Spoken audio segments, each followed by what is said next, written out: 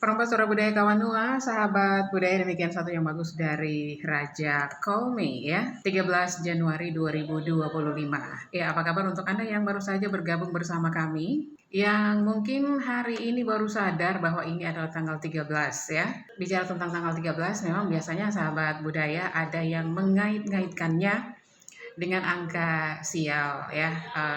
Angka 13 sering dianggap sebagai simbol ketidakberuntungan dalam berbagai budaya di seluruh dunia.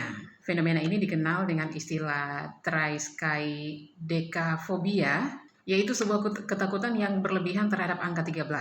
Beberapa orang meyakini bahwa angka 13 ini membawa sial, sehingga menghindari penggunaan angka 13 dalam berbagai hal, mulai dari nomor rumah, nomor kamar hotel, hingga penerbangan yang melewatkan angka 13. Meski banyak yang mempercayai angka 13 membawa sial, pandangan ini lebih banyak berakar pada mitos dan tradisi ketimbang bukti ilmiah. Beberapa ahli psikologi bahkan berpendapat bahwa kepercayaan terhadap angka 13 lebih terkait dengan kecenderungan manusia untuk mencari pola atau hal-hal mistis dalam kehidupan mereka. Apakah angka 13 benar-benar membawa sial atau tidak? Ya, tentunya itu kita kembalikan ke diri kita masing-masing ya.